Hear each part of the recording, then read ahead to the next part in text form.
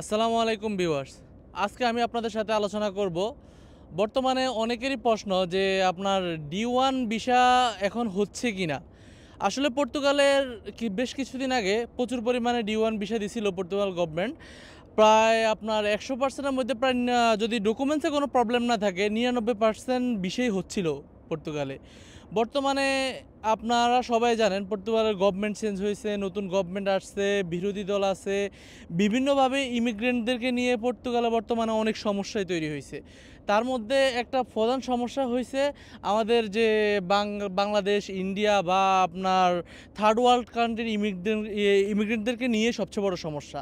তাই এই মুহূর্তে ভিসার পরিমাণ এম্বাসি যথেষ্ট পরিমাণে কমাই দিয়েছে। তার মধ্যে একটা প্রধান কারণ হইছে যে বিশেষ করে যারা আপনার এই ভিসা সংক্রান্ত কাজগুলা করে, প্রচুর পরিমাণে ডকুমেন্ট সমস্যা বা আপনার এক কোম্পানিতে ক্যাপাসিটি কতটুকু বা কতজন লোক লাগবে তার ঊর্ধ্বে গিয়ে তারা কাজ করতেছে। মানে অ্যাজ এ পর্তুগালের যে এটা নিয়ে কাজ করতেছে না। তো এই জন্য বর্তমানে ভিসার হার একবারই কম।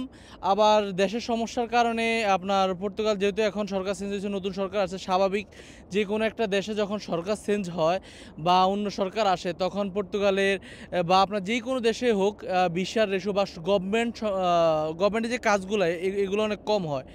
এটাই এখন প্রধান সমস্যা। তাহলে যারা আছেন, যারা পর্তুগালের যে জব ডিক্লারেশন বা ওয়ার্ক পারমিট যেটা ওইটা পাইছেন, তারা অবশ্যই ধৈর্য ধরেন। অবশ্যই ইনশাল্লাহ ভিসা হবে যদি আপনাদের ডকুমেন্টস বা আপনাদের এজেন্সি সঠিক কাজ করে। এখানে আরও একটা বড় সমস্যা, তা হলো ইন্ডিয়ার ভিসা।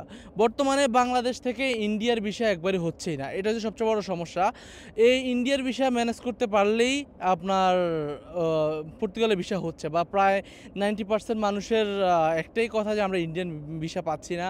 বা আমার ভিডিওর কমেন্টে অনেকেরই প্রশ্ন, বা ইন্ডিয়ার ভিসা পাচ্ছি না, কি করব।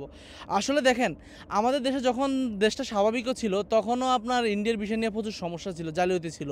আপনার সব ডকুমেন্টস ঠিক থাকলেও আপনি ইন্ডিয়ার ভিসা পাবেন মানে কোনো দালাল ছাড়া পাইতেন না, কারণ এটা একটা সিন্ডিকেটের আন্ডারে চলে গেছে। এখন আলহামদুলিল্লাহ এই সমস্যার সমাধান যদিও হইতো, কিন্তু এখন ইন্ডিয়ার সাথে আমাদের দেশের সম্পর্ক ভালো না, যে জন্য আমরা ইন্ডিয়ার ভিসা পাচ্ছি না। আশা করি এটা এজেন্সি বা কোনো মাধ্যম ছাড়া বা কোনো দালাল বলতে না, যারা হেল্প করে বা এই লাইনে কাজ করতে পারে তাদের মাধ্যমে মানে বড় কোনো লিঙ্ক আপ ছাড়া বর্তমানে ইন্ডিয়ার ভিসা করা একবারই টাফ। তো আপনারা দেখেন, চেষ্টা করে। অনেকে আমার কাছে রিকোয়েস্ট করেন যে ভাই ইন্ডিয়ার ভিসা করে দেওয়ার মাধ্যমে। আসলে আমি ভিসা সংক্রান্ত আপনাদেরকে শুধু ইনফরমেশান দিই, কখন কি হচ্ছে বা কীভাবে কী, বা আপনি কোন সুযোগ সুবিধা গ্রহণ করতে পারবেন বা আপনার কোনো তথ্য জানলে আমার থেকে নিতে পারবেন।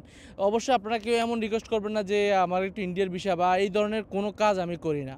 তো ইনশাল্লাহ যারাই চিন্তিত আছেন পর্তুগালের ডি1 ভিসা নিয়ে, ইনশাল্লাহ খুব শীঘ্রই আশা